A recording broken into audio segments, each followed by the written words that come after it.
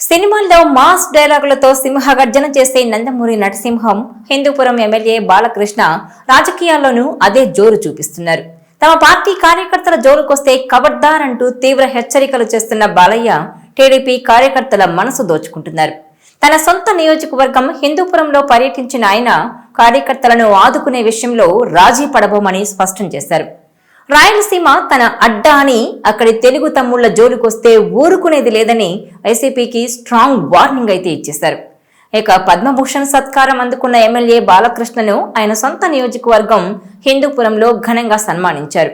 టీడీపీతో పాటు కూటమి నేతలు సంయుక్తంగా నిర్వహించిన ఈ కార్యక్రమంలో బాలయ్యతో పాటు ఆయన భార్య వసుంధర కూడా పాల్గొన్నారు. ఈ కార్యక్రమం పూర్తయిన అనంతరం నియోజకవర్గంలో పలు కార్యక్రమాల్లో పాల్గొన్నారు బాలకృష్ణ. వరుస షూటింగ్లతో ఇన్నాళ్లు బిజీగా గడిపిన బాలయ్య ప్రత్యేకంగా నియోజకవర్గానికి సమయం కేటాయించడంపై కార్యకర్తలు హర్షం వ్యక్తం చేస్తున్నారు. ఇక ఇదే సమయంలో రాయలసీమ జిల్లాలో కూటమి పార్టీల కార్యకర్తలపై వైసీపీ నేతలు దాడులకు దిగుతున్నారని ఆరోపించారాయన. తమ కార్యకర్తల జోలికొస్తే తాట తీస్తానంటూ మాస్ వార్నింగ్ ఇచ్చారు.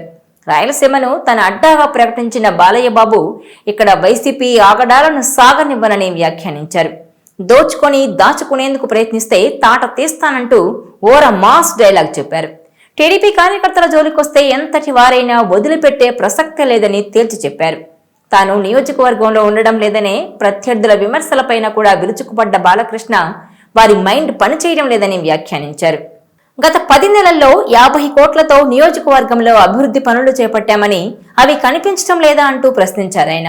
ఇదిలా ఉంటే దివంగత మాజీ ముఖ్యమంత్రి ఎన్టీఆర్ కు హిందూపురం అంటే రెండో పుట్టునిల్లుగా భావించేవారన్నారు బాలకృష్ణ. టీడీపీ అంటే ఒక జవాబుదారీ పార్టీ అని, సీఎం చంద్రబాబు ఒక విజనరీ ఉన్న లీడర్ అని కొనియాడారు. కూటమి అధికారంలోకి వచ్చి ఏడాది కాకముందే హిందూపురంలో 50 కోట్ల నిధులతో పనులు చేయించానని గుర్తు చేశారు.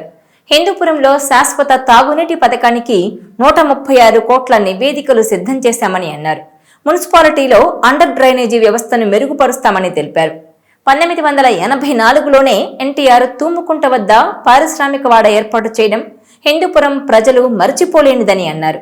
అభివృద్ధి కార్యక్రమాలే తమ ప్రభుత్వ లక్ష్యమని స్పష్టం చేసిన బాలకృష్ణ వైసీపీ నేతలపై ఘాటు విమర్శలు చేశారు. అలాగే అభివృద్ధిలో భాగస్వాములు అవ్వండి, విమర్శలు మానండి అంటూ వారికి హితవు పలికారు. అయితే సీమ నాయకులను చిన్న చూపు చూస్తే సహించమన్న బాలయ్య బాబు వ్యాఖ్యలతో హిందూపురం రాజకీయం మరింత వేడెక్కింది. ఈ వీడియో మీకు నచ్చినట్లయితే please share, like and subscribe.